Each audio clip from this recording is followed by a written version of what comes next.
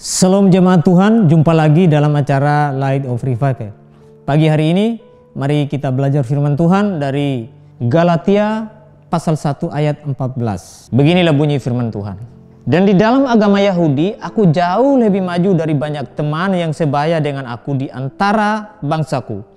Sebagai orang yang sangat rajin memelihara adat istiadat nenek moyangku.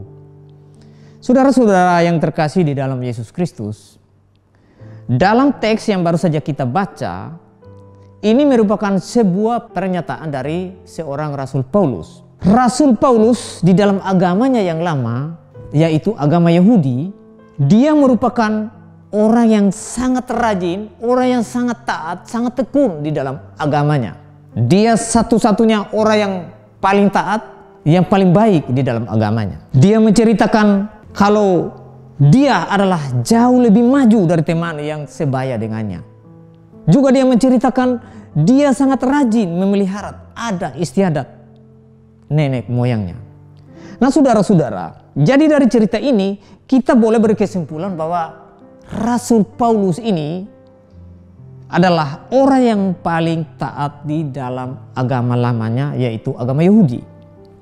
Tetapi ketika ia bertemu dengan Yesus Kristus, semua ketaatan dan kepandaiannya itu dia menganggap sebagai sampah belaka. Mengapa demikian?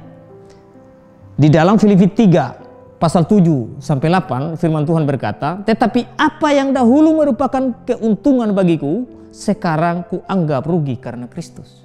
Malahan segala sesuatu kuanggap rugi karena pengenalan akan Kristus Yesus Tuhanku lebih mulia daripada semuanya. Oleh karena dialah aku telah melepaskan semuanya itu dan menganggapnya sampah supaya aku memperoleh Kristus." Nah saudara-saudara, pelajaran yang baik dari Rasul Paulus harus kita teladani agar membukakan mata dan menyadarkan kita kalau agama atau denominasi bukanlah sesuatu yang istimewa bagi kita. Bukanlah sesuatu yang sangat perlu bagi kita, bahkan tidak perlu. Tetapi yang harus kita taati, yang harus kita amalkan adalah kebenaran firman Tuhan. Karena kebenaran yang sejati satu-satunya adalah firman Allah yang telah diwahyukan di dalam kitab suci. Nah sekarang ketika Rasul Paulus bertemu dengan Yesus, ada reaksi yang luar biasa, yaitu ia rela melepaskan agamanya, meninggalkan agamanya.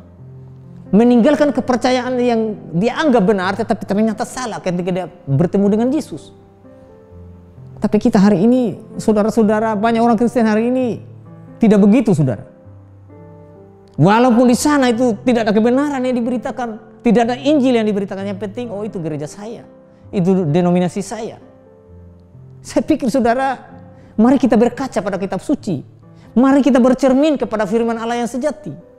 Bukan pada pandanganmu, bukan pada kehebatanmu, kebiasaanmu, bukan itu. Saudara-saudara, saya terus terang, saya bukan orang yang suka-suka pindah gereja seharusnya. Tetapi faktanya, saya pindah bukan karena pindah gerejanya, tetapi saya mau cari kebenaran. Di mana ada kebenaran yang diberitakan. Itu intinya saudara. Sebagai orang Kristen harus rindu itu.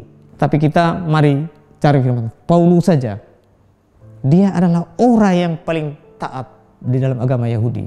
Tetapi ketika dia sudah mengerti, bertemu dengan Yesus, kenal Yesus, dia tinggalkan semua itu. Bagaimana dengan saya dan saudara? Apakah ada reaksi dari hidup saudara ketika di sana ada ketidakbenaran yang diberitakan, atau hanya diam saja? Ini adalah teladan dari Paulus yang perlu kita tiru, perlu kita teladani pada kesempatan ini. Kebenaran firman Tuhan itulah menjadi cermin yang sejati bagi kita. Hanya firman Tuhan satu-satunya jalan yang memberikan terang bagi kita, kebenaran bagi kita. Untuk itu, ketika saudara sudah terima Yesus sebagai Tuhan dan Juru Selamat,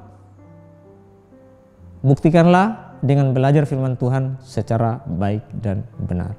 Kiranya firman Tuhan memberkati kita. Mari kita berdoa. Bapa, sekali lagi kami berdoa kepadamu pada pagi hari ini. Biarlah firman Tuhan yang sangat singkat yang kami belajar membuka pikiran kami sehingga kami tidak berada di satu tempat yang walaupun kebenaran tidak ada di sana tapi kami tetap tinggal di situ. Tuhan, sadarkan kami bahwa kami membutuhkan kebenaran firman Tuhan yang sejati, yang alkitabiah, sehingga hidup rohani kami dari hari ke hari ada perubahan ke hal-hal yang baik, semakin mengenal Kristus sebagai penebus dosa kami. Di dalam nama Yesus kami berdoa, amin. Baik, salam jemaat Tuhan. Kiranya firman Tuhan ini menjadi perenungan bagi hidup kita secara rohani. Amin.